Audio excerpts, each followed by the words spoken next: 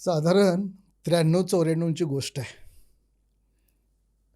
माझी एका दवाखान्यावर बदली झाली होती. नवीनच होतो त्या ठिकाणी आणि नेमका त्यावेळी एक कार्यक्रम आला, बुळकांडी निर्मूलन.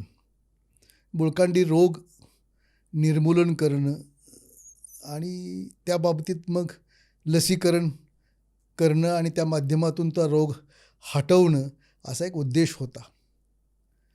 मी जेव्हा जॉईन झाल्या या पद्धतीची कार्यवाही सुरू झाली आणि त्या रोगाचं महत्त्वही तसंच होतं. त्या रोगामुळं खूप मोठं नुकसान पशुपालकांचं व्हायचं.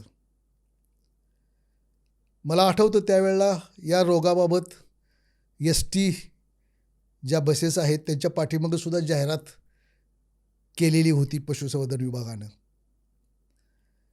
आणि मग हा फतवा निघाला, हा कार्यक्रम आला आणि नेमकं मी त्याचवेळी त्या दवाखान्यावर नवीन जॉईन झालो होतो.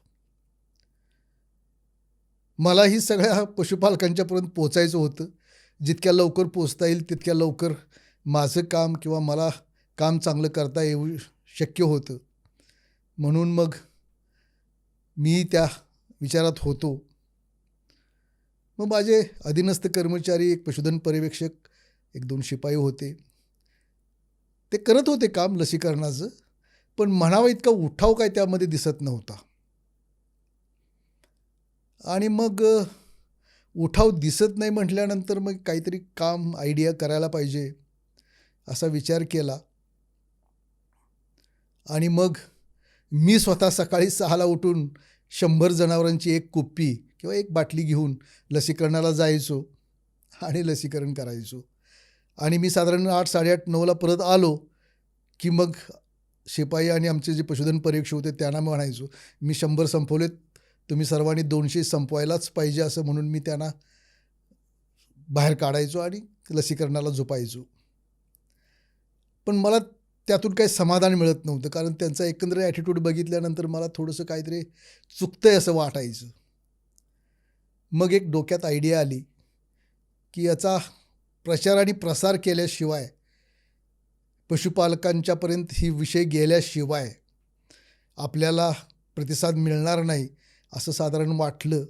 कारण काय, पूर्वी आपण दौंडी वगैरे द्यायचो, त्याचा कितपत परिणाम व्हायचा या गोष्टी आला एकदा. पण दौंडी वगैरे, आता काय दौंडी तसा प्रकार त्या काळात नंतर थोडंसं त्याचंही महत्त्व कमी होत गेलं. मग मी काय केलं, गावातले जे आमचे औषध दुकानदार आहेत त्या दुकानदारांना सगळं एकत्र बोलवलं आणि त्यांना समजावून सांगितलं की असं असं बाबा हा बुळकांडी रोग आहे, त्याचं लसीकरण आम्ही करतो आहे आणि पशुपालकांना त्या बाबतीमध्ये रोग काय आहे, त्याच्या बाबतीमध्ये लसीकरण करणं का आवश्यक आहे, हा रोग हटवणं किती महत्त्वाचं आहे. त्याचबरोबर या रोगाच्या प्रादुर्भावामुळं पशुजन्य उत्पादने आपण एक्सपोर्ट कसे करू शकत नाही वगैरे वगैरे गोष्टी मी त्यांना समजावून सांगितल्या. आणि त्यांच्याकडून मग देणगी रूपानं थोडे पैसे गोळा केले आणि एक नम्र निवेदन मी छापलं.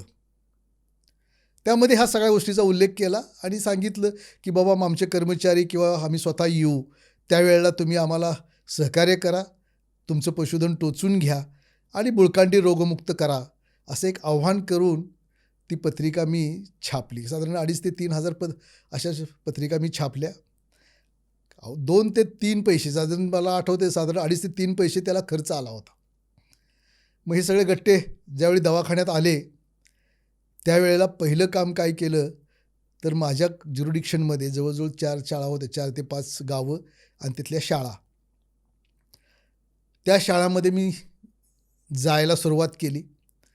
काही नाही, प्रार्थनेच्या वेळेला जायचं, बरोबर आपला शिपाई असतो, त्याच्या मार्फत प्रार्थना झाल्यानंतर प्रत्येकाच्या हातामध्ये ती पॉम्पलेट किंवा ती जी घडीपत्रिका द्यायची आणि एक साधारण 5 ते 7 मिनटामध्ये त्या रोगाविषयी सगळी माहिती सांगायची आणि माहिती सांगून ते पत्रक घरी गेल्यानंतर आपल्या पालकांना वाचून दाखवा आणि त्या पद्धतीनं लसीकरणासाठी आल्यानंतर सहकार्य करा, एवढंच मी त्यांना सांगितलं आणि थांबलो.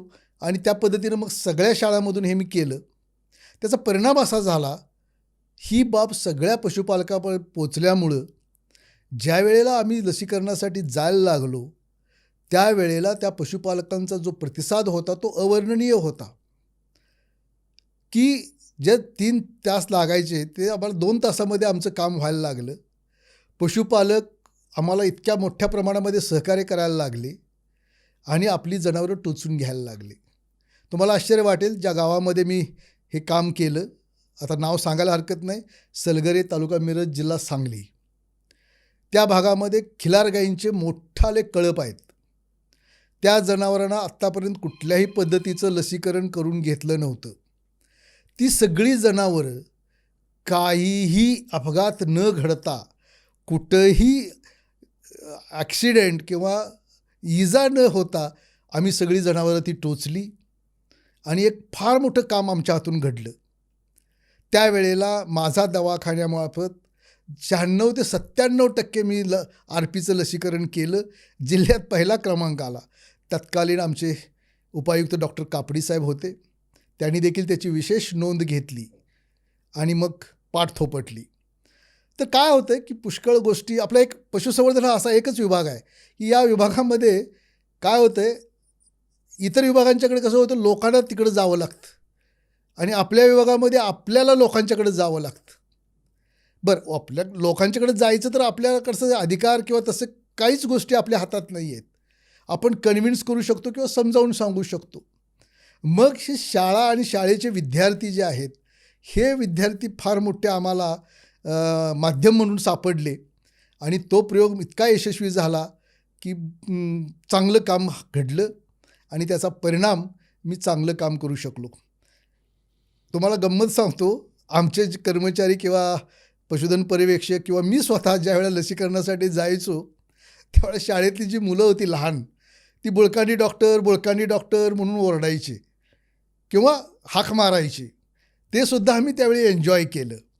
सांगायचा मुद्दा की अशी एक आयडिया आम्ही केली, शोधली आणि त्याचं लसीकरण करून घेतलं आणि त्याच अनुभवाचा फायदा किंवा उपयोग मी अलीकडं परवा आमच्या ब्लू क्रॉस वेलफेअर फाउंडेशन सांगलीच्या वतीनं अशाच प्रकारे जवळजवळ 40 ते 50,000 घडीपत्रिका छापल्या. वेगवेगळ्या शाळांच्या माध्यमातून आम्ही सगळ्या पशुपालकांच्यापर्यंत पोहोचण्याचा प्रयत्न केला आणि विशेष म्हणजे सगळ्या शाळांचे स्टाफ, विशेषतः मुख्याध्यापक इतकं छान सहकार्य केलं त्यांनी की आम्हाला त्यांनी कोणत्याही आडेवेडे न घेता सगळ्या विद्यार्थ्यांना एकत्र करून आम्हाला घडीपत्रिका देण्याची आणि त्यांच्यापासून 4 शब्द बोलण्याची संधी उपलब्ध करून दिली आणि ते एक चांगलं काम झालं. तर अशा पद्धतीनं आपल्या विभागामध्ये एक वेगळं, आपण हे जर अशा पद्धतीनं एखादी गोष्ट पुढं नेऊ शकलो तर निश्चितपणे आपल्याला त्याचा फायदा झाल्याशिवाय राहणार नाही. धन्यवाद.